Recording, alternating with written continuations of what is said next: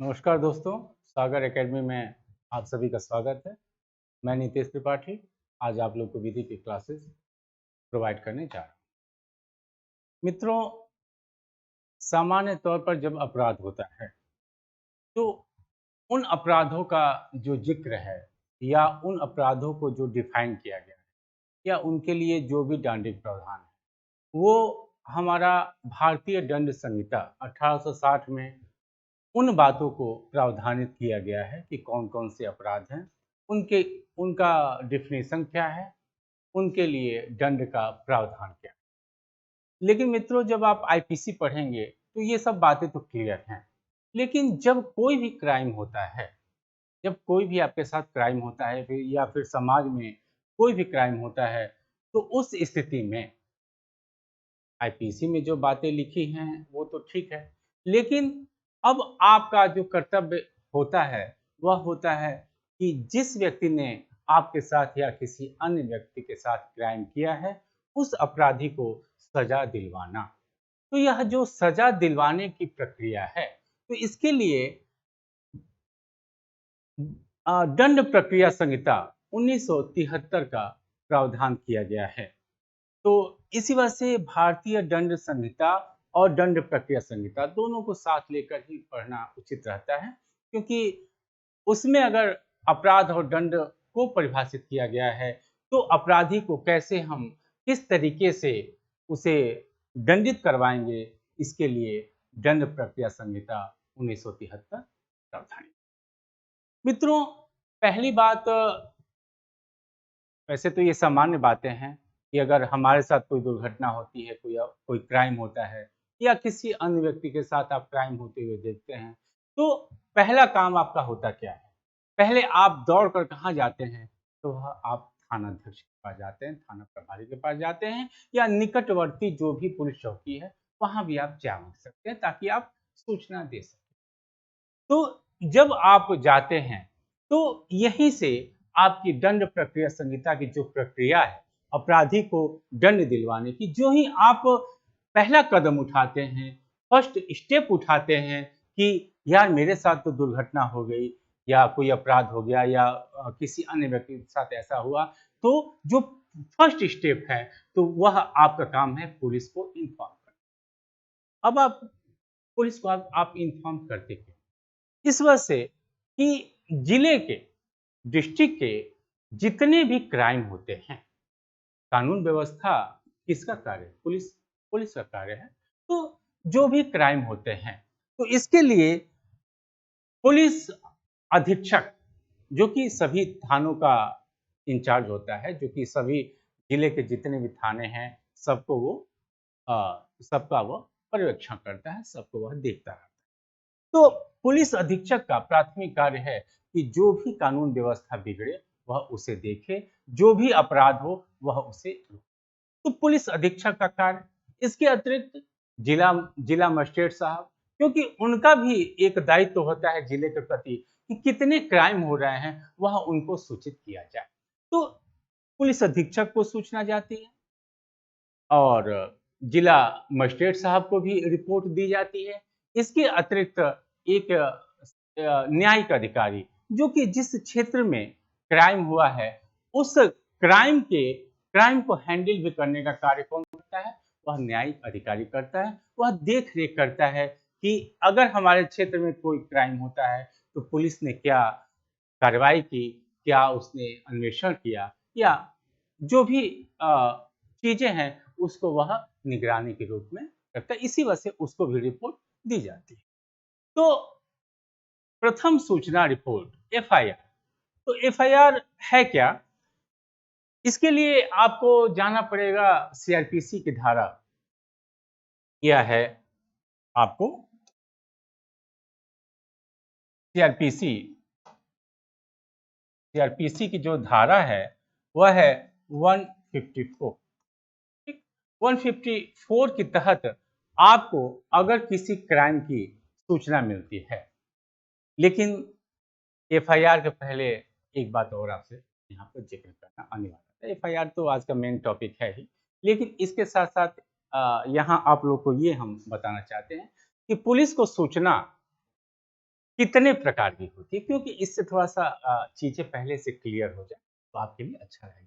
देखिए, यह जो सूचना होती है, यह जो सूचना दी जाती है, तो यह तीन तीन प्रकार के मामलों में दी जाती है। एक तो होता है संज्ञेय अपराध, जो कि अभी आप लोग को इस जो वन वन 54 है, इसमें हमने कहा है।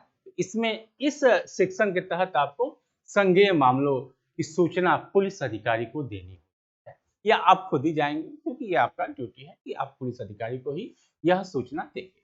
दूसरा होता है आपका असंज्ञेय असंज्ञेय अपराध।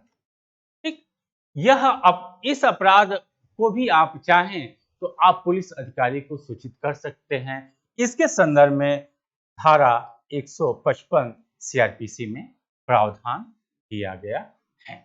इसके अतिरिक्त मित्रों, अगर आप कहीं देखते हैं कि कोई व्यक्ति ऐसी परिस्थिति में मृत्यु पड़ा है जो कि अप्राकृतिक, भाई एक स्वाभाविक मृत्यु अलग होती है, एक अस्वाभाविक मृत्यु अलग होती है, एक अप्राकृतिक मृत्यु अलग होती है। तो कोई ऐसा अप्राकृतिक मृत्यु आप किसी व्यक्ति का देखते हैं, जैसे कि किसी व्यक्ति को गणासे से मारा गया है, या कहीं कुछ ऐसा कुछ आपने देखा, या किसी व्यक्ति की आत्महत्या अगर आप देखते हैं कि किसी व्यक्ति ने आत्महत्या किया, तो उसकी सूचना आपको पुलिस अधिकारी को देनी होती है। तो यह होता है आत्महत्या, आत्महत्या, ठीक, या अप्राकृतिक, ठीक, अप्राकृतिक। तो यह इस मामले में भी आपको पुलिस अधिकारी को सूचित करना पड़ता है। इसके लिए सीआरपीसी की धारा 171 यह आपको प्रावधानित करती। ठीक, तो यह हम देखें तो जो प्रथम सूचना रिपोर्ट की हमने बात किया था, तो यह जो चीजें हैं इत्तिला, देखिए प्रथम सूचना रिपोर्ट का कहीं भी जिक्र सीआरपीसी में पहली बात तो किया गया है इत्तिला शब्द, इत्तिला, यह शब्द यूज किया गया है क्या, इत्तिला करना, इत्तिला करना यानी कि सूचित करना, सूचित करना, यह शब्द यूज किया गया है सीआरपीसी में। प्रथम सूचना रिपोर्ट सामान्य भाषा में हम कहते हैं, इसका कहीं भी दंड प्रक्रिया संहिता में उल्लेख नहीं किया गया है। हाँ, एक सामान्य भाषा है कि एफआईआर करना है, ये करना, एफआईआर करने की जो भी हमें सूचना मिलती है उसको पहली बार में जो व्यक्ति सूचित करता है उसे ही कहते हैं प्रथम सूचना रिपोर्ट। तो यह तीन मामले हैं पुलिस को सूचना करने की, संज्ञेय अपराध, असंज्ञेय अपराध, या कोई व्यक्ति आत्महत्या करता है या उसकी मृत्यु अप्राकृतिक रूप में हो जाती है।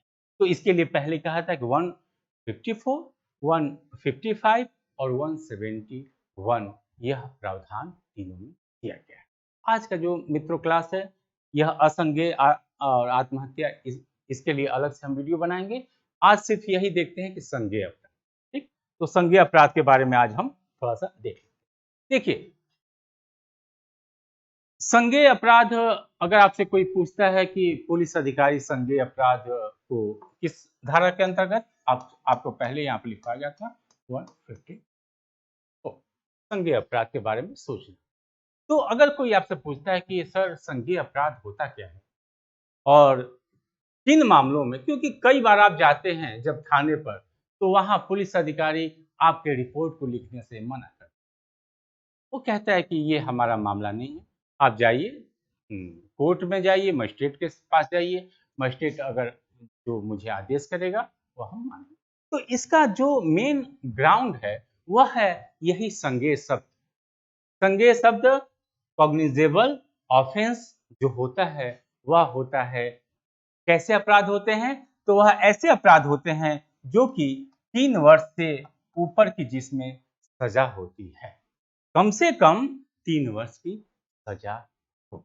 तो ऐसे जो कि 3 वर्ष से ऊपर के मामले हैं, 3 या 3 वर्ष से ऊपर के जो भी मामले हैं वह संज्ञेय मामले माने जाते हैं। जब आप आईपीसी पढ़ेंगे तो उसके अंतर्गत आप जब परिभाषाएं पढ़ेंगे अपराधों के बारे में, तो जो भी दंड दिया गया है उन दंड को जब आप देखेंगे तो उसके अंतर्गत किया है कि इसके लिए इतने वर्ष का कारावास, ये वो, तो ये सब बातें, तो ये सब मामले संज्ञेय अपराध हैं जो कि 3 वर्ष से ऊपर के मामले। और जो इसके नीचे के मामले हैं उसे कहते हैं असंज्ञेय अपराध, जो कि हम अगले वीडियो में पढ़ेंगे। ठीक, तो यह आप जो 154 के तहत जो मामले हैं वह मामले संज्ञेय मामले कहे जाते हैं। इतना आपको रट लेना होगा।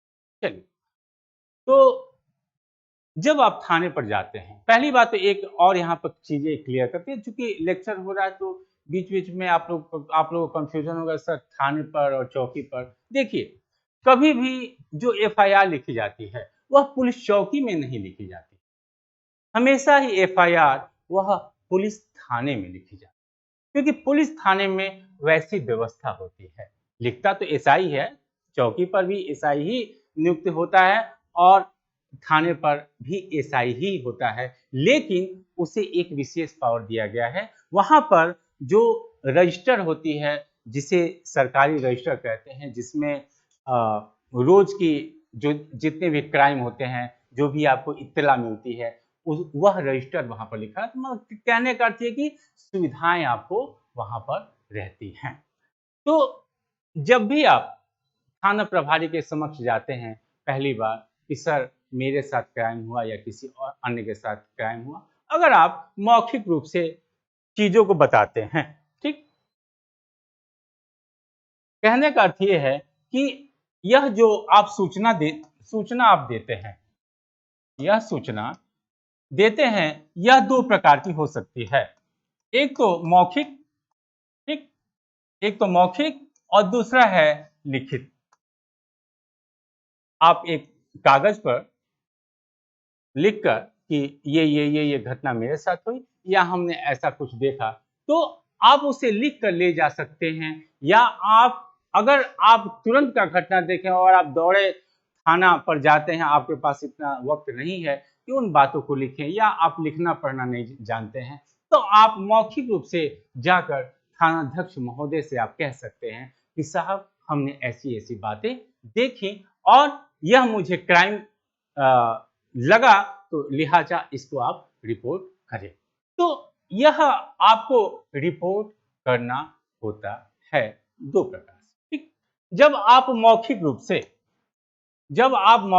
से रिपोर्ट करते हैं, तो उस स्थिति में ऐसा नहीं कि वह आपकी कहानी को सुनेगा और फिर निकल चलेगा कि चलो हम देखते हैं क्या पर। नहीं, वह आपके जो भी आपने कथन कहा है, क्योंकि देखिए वह एक घटना का सजीव तुरंत का वर्णन है, उसमें कहीं भूल चूक की संभावना थोड़ी बहुत हो सकती है, लेकिन वह ताजा मामला है, वह पहला शख्स है जो कि आया है कि ऐसा ऐसा कोई घटना हुई है, तो लिहाजा उसके एक एक शब्द को थानाध्यक्ष महोदय लिखेंगे। अध्यक्ष महोदय उस बात को लिखेंगे और लिखकर सामने वाले को पढ़ाएंगे, आपको वो पढ़ाएंगे कि क्या तुमने यही बोला है ना, देखो हमने ऐसा लिखा है। आप जब संतुष्ट होते हैं तो वहां पर आपका सिग्नेचर लेंगे, ठीक, सिग्नेचर लेते हैं। या आपने अगर लिखित रूप से दिया है तो इस लिखित आवेदन को भी वह आपके सिग्नेचर सहित एक्सेप्ट करेंगे। ठीक, अब मित्रों इसके लिए क्या है कि यह चीजें जब वह करते हैं तो इसका इन बातों का जिक्र वह एक पुलिस थाने में एक रजिस्टर रखा होता है, जिसे कहते हैं चिक रजिस्टर। ठीक, वह आम बोलचाल की भाषा में वही थाने पर वह चिक रजिस्टर रखा रहता है। वहां पर इन जो भी आप इत्तला देते हैं, चाहे वह संज्ञेय अपराध हो चाहे वह असंज्ञेय अपराध के बारे में, तो दोनों के लिए अलग अलग रजिस्टर रखा रहता है। संज्ञेय वाला जो इत्तला है वह उस रजिस्टर में, और अगर वह मामला असंज्ञेय है तो वह दूसरे रजिस्टर में लिखा जाता है। इसके अतिरिक्त इन जो भी आपने इत्तला दिया है तो उसके लिए एक और रजिस्टर बना रहता है, जिसे दैनिक रजिस्टर भी बोला जाता है, या उर्दू में उसको रपट इब्तदाई भी बोला जाता है। तो ऐसा एक दैनिक जो रजिस्टर रहता है, उसमें उस अपराध के सार को, जो भी उसका कंक्लूजन है, एक उसका संक्षिप्त विवरण एक उसे संक्षिप्त विवरण उसका उस रजिस्टर में, जिसे अपराध का रजिस्टर भी कहा जाता है, और उस रजिस्टर को वह डीएम साहब जब चाहें वह मंगाकर देख सकते हैं कि क्या क्या मामला था, कैसे कैसे। कहने का अर्थ कि अब जो पुलिस की जितनी भी कार्यवाही है, जितना भी वो अन्वेषण किया है, अब वह उसी अपराध पुस्तिका में दर्ज होनी स्टार्ट हो जाएगी। तो यह मित्रों एक सामान्य बात जो कि आप जानते हैं। हाँ, यहाँ पर पुलिस अधिकारी को स्पष्ट रूप से उसे इस बात को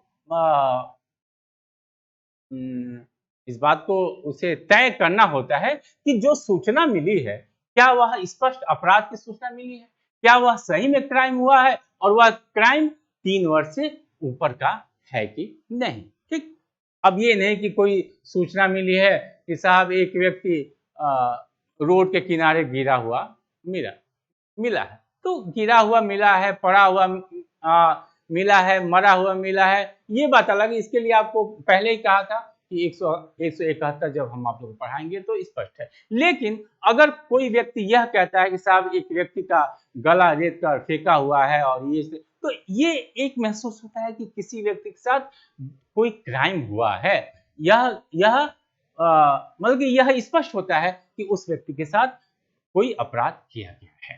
तो यहाँ पर अपराध का होना जो है वह पुलिस अधिकारी के लिए अनिवार्य है। उसे यह सोचने के लिए आई आपके रिपोर्ट को लिखने के लिए, बिना वह अपराध के आपकी कहानी पर विश्वास नहीं कर सकते। इसके अतिरिक्त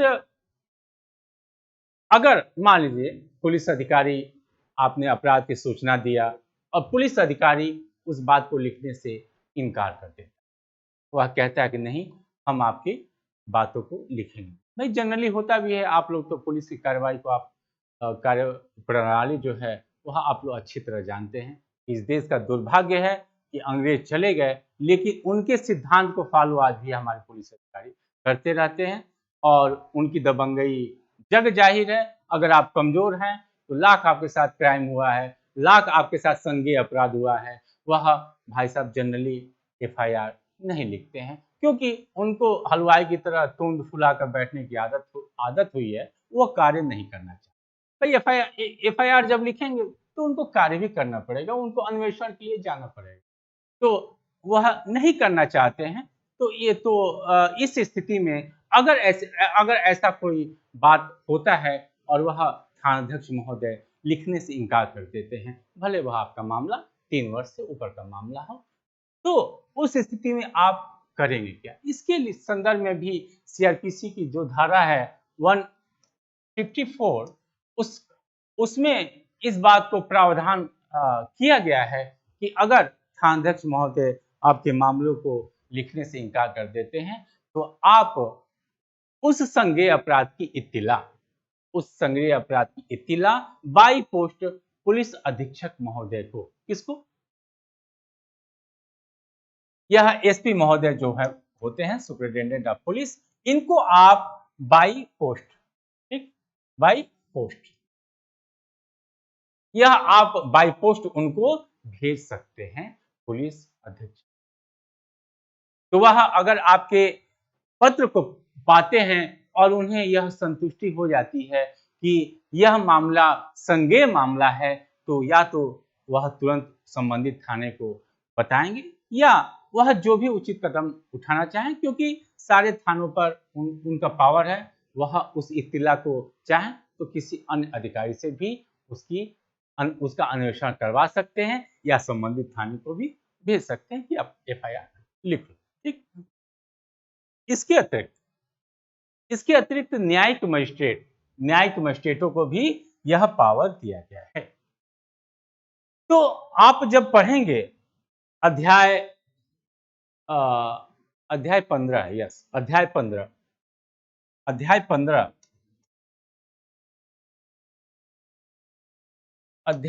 आप कहां पर? CRPC। ठीक, तो जब आप अध्याय 15 CRPC में पढ़ेंगे तो यहाँ पर यह है कि आप अपराधों के बारे में, अगर आप चाहते हैं कि आपकी कार्रवाई मजिस्ट्रेट साहब करें, आपकी जो कार्रवाई है वह मजिस्ट्रेट साहब उस कार्रवाई को आगे बढ़ाएं, वह उसको संज्ञान में लें, वह हमारे मामले को आगे बढ़ाने के लिए कोई उचित कार्रवाई करें, जिसे संज्ञान में लेना कहते हैं। तो इसके लिए आपको अध्याय 15 में प्रावधानित किया गया है कि आप कंप्लेन कर सकते हैं। किसको? न्यायिक मजिस्ट्रेट को। न्यायिक मजिस्ट्रेट को कंप्लेन कर सकते हैं कि मेरे साथ ऐसी बातें। यहाँ पर आप लोग को यह हम कहना चाहते हैं कि अगर न्यायिक मजिस्ट्रेट साहब स्वयं उस मामले का संज्ञान ले लेते हैं, वह कहते हैं कि ठीक है, आपका भाई जो भी कंप्लेन लेकर जाता है, तो उसकी बातों से मजिस्ट्रेट क्या होता है, वह संतुष्ट होता है। वह आपको आपका चाहे तो शपथ पत्र पर परीक्षण भी कर सकता है, पूछताछ कर सकता है, या आपके साथ अगर एक आध लोग हैं उनसे सूचना प्राप्त कर सकता है क्या सही में ऐसा क्राइम हुआ है या किसी अन्य व्यक्ति के साथ क्राइम हुआ है, तभी हम मामले को आगे बढ़ाएं। अगर मजिस्ट्रेट संतुष्ट नहीं होता है, उसे लगता है कि नहीं यार, हमको कुछ बातें क्लियर नहीं हो पा रही हैं, जो भी आप कंप्लेन मेरे पास लाए हैं वह मुझे क्लियर नहीं हो पा रही है, तो वह पुलिस अन्वेषण का आदेश दे सकता है। किसके अंतर्गत? वह है धारा 156। ठीक, धारा 156 इसका सब क्लास है 3। ठीक, तो धारा 156(3) के तहत वह मजिस्ट्रेट साहब पुलिस को अन्वेषण का आदेश दे सकते हैं। कब? संज्ञान लेने से पहले। वह संज्ञान नहीं लेंगे। अगर वह संज्ञान ले लिए तब वह 156(3) का प्रयोग नहीं कर पाएंगे, फिर वह सेक्शन चला जाएगा धारा 202 के अंतर्गत। ठीक, तो इसी वजह से 156(3) पुलिस अन्वेषण के लिए जब मजिस्ट्रेट साहब 156(3) के तहत कहते हैं, तो वह कब कहते हैं? जब वह उस अपराध के बारे में संतुष्ट नहीं होते हैं, उन्हें संज्ञान लेने में या अपने स्तर पर कार्रवाई को आगे बढ़ाने में दिक्कत होती है, तो उस स्थिति में वह चाहें तो पुलिस अधिकारी को कह सकते हैं कि आप ऐसा है कि आप अन्वेषण करो और अन्वेषण करके मुझे रिपोर्ट। ठीक, तो यह आपको प्रक्रिया है, प्रथम सूचना रिपोर्ट कैसे की जाती है और पुलिस अधिकारी कब उसे लिखने से इनकार कर सकता है। कब? जब 3 वर्ष से नीचे के मामले हैं, या मनमानी तरीके से अगर वह ऐसा करते हैं तो पुलिस अधीक्षक के पास जाइए या मजिस्ट्रेट साहब के पास जाइए, वहां पर आपके लिए व्यवस्थाएं हैं और वहां आप अपने लिए उचित न्याय पाने में आप सक्षम हो सकते हैं। अब मित्रों, जब एफआईआर की बात होती है तो अब यहाँ प्रश्न यह आता है कि सर एफआईआर लिखवाने से होता क्या है? तो देखिए, एफआईआर लिखवाने से होता यह है कि पुलिस अपना अन्वेषण का कार्य स्टार्ट कर देगी। इसके अंतर्गत धारा 156।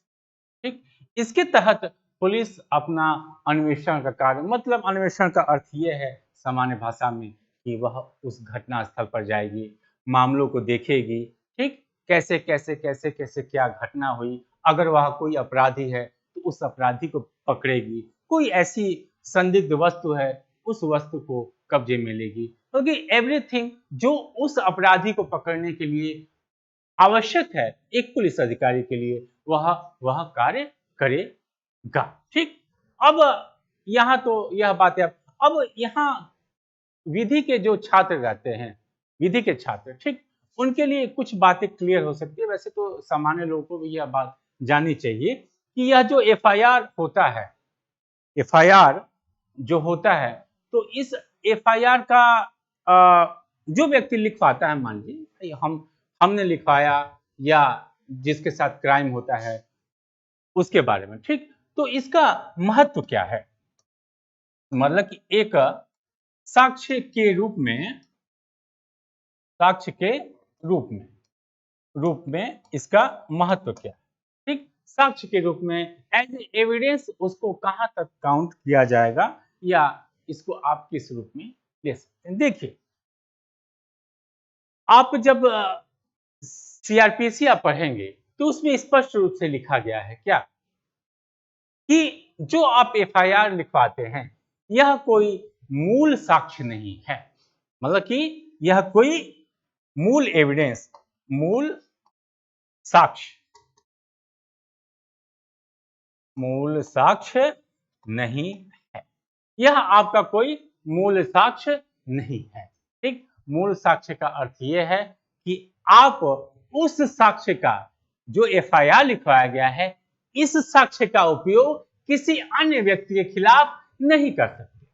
कहने का अर्थ कि मान लीजिए एफआईआर में हमने फलाने ठिकाने का नाम हमने लिखवा दिया कि साहब ये व्यक्ति हमने देखा ऐसे किया, तो ठीक है, पुलिस अपना काम करेगी, अन्वेषण करेगी, आपने जिन व्यक्तियों का नाम आपने लिखवाया वहां जाएगी, उनसे पूछताछ करेगी। लेकिन आपने जिनका जिक्र कर दिया है, ऐसा नहीं कि आप उनके विरुद्ध उसका प्रयोग नहीं हो सकता एज ए एविडेंस। आप साक्ष्य के रूप में किसी कोर्ट में आप नहीं वो कर सकते कि उनका नाम इस एफआईआर में जिक्र किया गया है, लिहाजा वह उनके अगेंस्ट एविडेंस नहीं जी, ऐसा आप नहीं कर सकते। हाँ, इसका प्रयोग इस रूप में हो सकता है जैसे कि जो शख्स एफआईआर को लिखवाता है, ठीक, तो अब मान लीजिए वह शख्स कभी आता है कोर्ट में, ठीक, और वह एफआईआर से अलग कोई बात करता है। मान लीजिए उसने लिखवाया, कहा कि साहब हमने देखा कि मोहन ने सोहन को गोली मारा, ठीक। अब जब कोर्ट में मामला आता है तो वही शख्स आकर कहता है नहीं साहब हमने तो सोहन को देखा ही नहीं, सोहन तो वहां पर मौजूद था ही नहीं, ठीक। तो अगर वह अपनी बातों को पलटता है, एफआईआर में उसने कहा कुछ और कोर्ट के समक्ष जब आता है तो वह कहता कुछ है, तो उस स्थिति में आपके इस एफआईआर का प्रयोग किया जाएगा। आपका जो जो लिखवाने वाला शख्स है,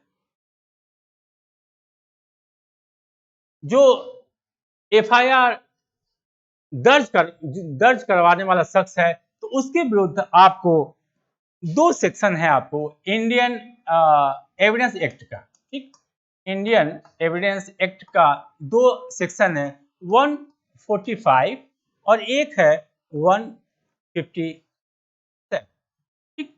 यह दो इसमें सेक्शन आप जब हम एविडेंस को पढ़ाएंगे तो उसमें आप लोग को एक एक सेक्शन को लेकर हम तो इसके अंतर्गत क्या है कि आप अगर कोर्ट में कोई और बात कहते हैं तो उस बात को खंडित करने के लिए कि नहीं आप तो झूठ बोल रहे हैं क्योंकि आपने एफआईआर में और कुछ बात कहा था, यानी कि आप एफआईआर में जो बातें आप कहे थे आप उन बातों से आप मुकर रहे हैं, आप झूठ बोल रहे हैं, यानी कि जो शख्स कोर्ट के समक्ष आया है उसे उसकी बातों का खंडन करने के लिए, या अगर वह उन बातों को उसी रूप में बता रहा है जो एफआईआर में उसने बातें लिखवाई है, वह उसी कहानी को कोर्ट के समक्ष भी कहता है, तो इससे यह सिद्ध होता है कि यस दोनों मैटर पर पुलिस के समक्ष और कोर्ट के समक्ष दोनों मैटर एक दूसरे को संपुष्ट करते हैं,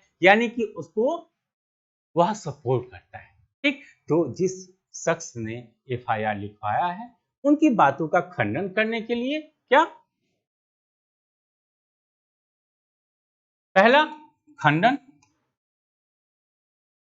करने के लिए और संपुष्टि करने के लिए, ठीक, यह दो रूप में उसका प्रयोग किया जाएगा, ठीक। इसी वजह से यह जो शख्स उस बात को लिखवाता है उसके संदर्भ में यह बातें आपको है। इसके अतिरिक्त जब आप एविडेंस एक्ट पढ़ते हैं तो एविडेंस एक्ट का जो धारा 8 है, धारा 8 है, तो उसमें क्या है कि वह आप जो भी एफआईआर के संदर्भ में आप बातें करते हैं वह आपके आचरण को दर्शाता है, ठीक। आप जैसे कि आपने किसी व्यक्ति को गलत तरीके से अगर आप एफआईआर में उसका नाम डलवाते हैं और उस व्यक्ति का दूर दूर तक उस अपराध से कोई संबंध नहीं है, तो यह आपका आचरण दर्शाता है कि उस व्यक्ति से आपका कहीं ना कहीं कुछ दुश्मनी है, कुछ द्वेष है, ठीक। तो अगर आपको जब एविडेंस एक्ट पढ़ाएंगे तो इससे संबंधित, या मान लीजिए यह शख्स मर जाता है, जो जो एफआईआर लिखवाता है यह शख्स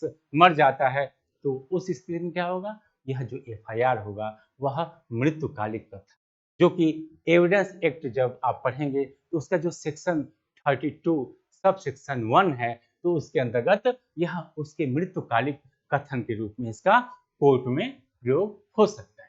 इसके अतिरिक्त यह जो एफआईआर है, एफआईआर जो जब आप लिखवाते हैं तो यह आपका स्वीकृति हो जाएगी। स्वीकृति कहाँ पर दिया है, एविडेंस एक्ट का जो सेक्शन 17 है, तो वहां पर आपको स्वीकृति, यानी कि आपने एक्सेप्ट किया है कि यह मामला हुआ है। तो अगर कोई आप कोर्ट में जाते हैं तो यह आपका एक्सेप्टेंस माना जाएगा, यह आपकी स्वीकृति। चलिए, एक प्रश्न यहाँ पर और होता है कि मान लीजिए आपने एफआईआर लिखवाया, आपने सब बातें लिखी, ठीक, और वही शख्स बाद में अपराधी घोषित हो जाता है, वह शख्स बाद में अपराधी घोषित हो जाता है, तो आपके समक्ष मामला यह आएगा कि सर, क्या जिस शख्स ने एफआईआर लिखवाया वह तो ये कहानी तो उसने बताया कि ऐसा ऐसा ऐसा ऐसा क्राइम हुआ था, किसी अन्य व्यक्ति ने किया था, और मालूम चला कि वह अन्य व्यक्ति कौन था, वह खुद वही व्यक्ति था जिसने एफआईआर लिखवाया, तो क्या वह संस्कृति के अंतर्गत आया, उसने अपराध को कबूल किया? तो नहीं जी। जब आप एविडेंस एक्ट जब आप पढ़ेंगे तो उसके अंतर्गत स्पष्ट रूप से लिखा गया है कि संस्कृति, अगर आप, संस्कृति का अर्थ कन्फेशन जिसे इंग्लिश में बोलते हैं, अगर आप अपने अपराध को कन्फेस करते हैं, चाहे वह किसी भी दृष्टि से, एफआईआर के रूप में, चाहे जैसे भी, लेकिन चूंकि एफआईआर पुलिस अधिकारी के समक्ष हुआ है और पुलिस के समक्ष किया गया कोई भी कन्फेशन वह साक्ष्य के रूप में मान्य नहीं होता है, वह उसे कोर्ट जीरो मानकर चलती है, कोर्ट उसे मानने से इनकार कर देती है, ठीक। अब आप उसे साबित करिए, ये बात अलग है, यह कार्य अभियोजन का है, लेकिन जो एफआईआर में आपने कहानी लिखी है वह यह माना जाएगा कि आपने पुलिस अधिकारी के समक्ष दिया गया है, लिहाजा यह आपका कोई कबूलनामा नहीं होगा, यह नहीं माना जाएगा कि आपने पूरी घटना को अंजाम दिया है और इस बात की स्वीकृति आपने पुलिस अधिकारी के समक्ष या संस्कृति या अपराध करने का जो दायित्व है वह आपने पुलिस अधिकारी के समक्ष किया है, ऐसी कोई बात नहीं मानी जाएगी। तो यह आपका एफआईआर का जो मुख्य तत्व है, इसको आपको हमने बताया। तो इसके अतिरिक्त मित्रों, एफआईआर जो होता है, जैसे ये संज्ञेय मामला और असंज्ञेय मामला, तो इसको जब आप देखेंगे, 2-3 पॉइंट और यहाँ पर बताकर क्लास को समाप्त कर, जैसे कि संज्ञेय और असंज्ञेय मामला। तो अगर कोई आपसे प्रश्न करता है कि संज्ञेय और असंज्ञेय मामला यह लिखा कहाँ, भाई दंड का प्रावधान तो आईपीसी में है, लेकिन यह संज्ञेय और असंज्ञेय मामला जो है वह आपको लिखा गया कहाँ, प्रथम अनुसूची, ठीक। यह प्रथम अनुसूची सीआरपीसी की है, ये मत समझिएगा कि कॉन्स्टिट्यूशन की बात है, ठीक। यह प्रथम अनुसूची सीआरपीसी का जो कॉलम इसका है वह है 4th। तो 4th कॉलम जब आप पढ़ेंगे, सीआरपीसी की जो पहली अनुसूची है उसका जो 4th कॉलम आप पढ़ते हैं तो उसमें लिखा है कि कौन सा मामला संज्ञेय है और कौन सा मामला असंज्ञेय है। इसके अतिरिक्त संज्ञेय और असंज्ञेय मामलों में एक अंतर और होता है, जैसे कि जब आप प्रथम सूचना रिपोर्ट आप पुलिस अधिकारी के समक्ष लिखवाते हैं तो उस दौरान होता क्या है कि वह पुलिस अधिकारी मजिस्ट्रेट को तो जो रिपोर्ट बाद में भेजेगा, लेकिन वह तुरंत घटना स्थल के लिए निकल जाता है, वह तुरंत वहां से अन्वेषण के लिए निकल जाता है, उसके लिए उसे मजिस्ट्रेट की अनुमति प्राप्त करना अनिवार्य नहीं होता है, ठीक। तो मतलब यह है कि संज्ञेय अपराध में क्या, संज्ञेय अपराध की जब आपको सूचना मिलती है, पुलिस अधिकारी को आप सूचना देते हैं और पुलिस अधिकारी सूचना को प्राप्त करता है, तो होता क्या है, वह बिना मजिस्ट्रेट के आदेश के वह अन्वेषण के लिए निकल जाएगा। और असंज्ञेय अपराध जो 3 वर्ष से नीचे के मामले हैं, वहां ठीक है, वह आपके मामले को, जैसा कि पहले बताया था कि चिक रजिस्टर में अगर वह चाहे तो मामले को नोट कर सकता है,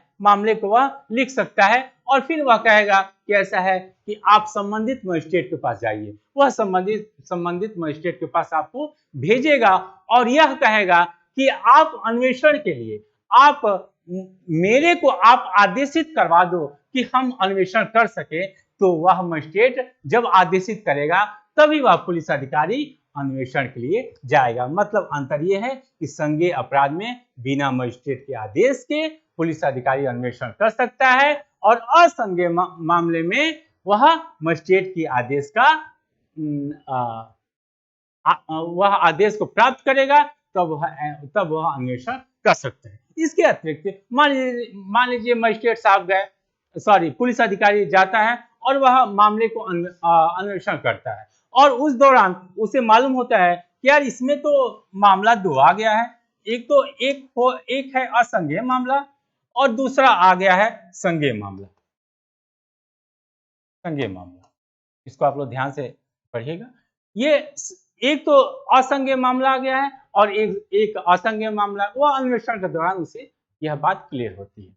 इसके लिए तो आप लोगों को अभी हमने बताया है, इसके लिए तो अन्वेषण करने के लिए क्या होना चाहिए, मजिस्ट्रेट का आदेश प्राप्त करना होना चाहिए। बिना मजिस्ट्रेट के आदेश के असंज्ञेय अपराध में वह अन्वेषण नहीं कर सकते। हाँ, इसमें वह कर सकते हैं, यह 3 साल से नीचे का मामला है या 3 साल से ऊपर का।